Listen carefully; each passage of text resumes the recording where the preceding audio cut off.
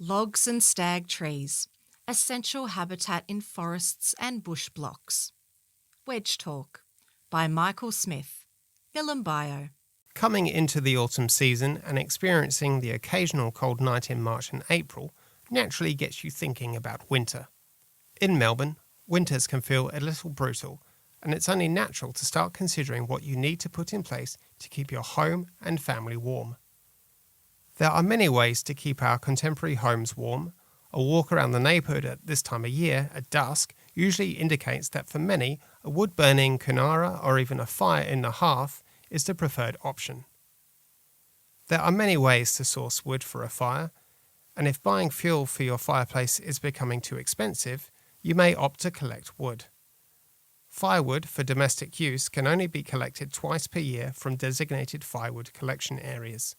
The current season runs until June 30, and there are designated collection areas in state forests and national parks around Kinglake and Healesville. For more information about this, you can go to vic.gov.au/collecting-firewood. For many in the green wedge with big blocks, foraging may be closer to home and literally at the end of the garden path. But a stag tree or a log on the ground is not only good for firewood. These pieces of wood often continue to provide a home for local flora, fauna, and fungi. Indigenous wildlife has evolved to depend on fallen logs and standing dead trees. Logs, which are a significant carbon source, become food for insects in the larval stage. These insects help break down plant material, enriching the soil layer, and some species, such as a range of chafer beetles found in the Shire, also provide pollination services as adults.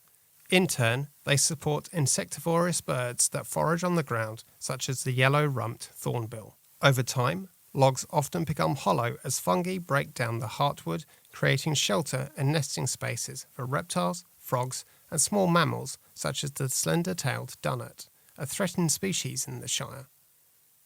Standing dead trees, although sometimes overlooked, are equally important. They provide hollows for species such as the Australian owlet nightjar and the southern boobook owl. These nocturnal birds spend their nights preying on a range of insect species. This is important because although insects play a vital role in ecosystems, their populations can cause significant defoliation and plant loss if left unchecked. It is also important to recognise that the relationship between fallen logs, standing dead trees, or stags, insects, and insectivorous animals is just one of many within a forest ecosystem that depend on indigenous plant material being left in place. These interconnected relationships are essential for maintaining a healthy system and the services it provides to humans, such as clean water, erosion control, shade, climate regulation, and biological control. Therefore, if considering collecting firewood from the forest, it is worth sparing a thought for the homes of indigenous wildlife. They have families too. An intact forest, where logs and standing dead trees are left in place, provides important downstream benefits for us all. The state government also provides tips on what and what not to do when collecting firewood in designated places, suggesting you only collect wood from trees and branches that are already on the ground, are farther than 20 metres from a waterway or waterhole, like a bog or a dam, are not visibly hollow, and do not have moss or fungi growing on them. About Michael. Michael is a member of Nilum Bio, a group which promotes Indigenous biodiversity in the Shire. Find out more at nilumbio.org.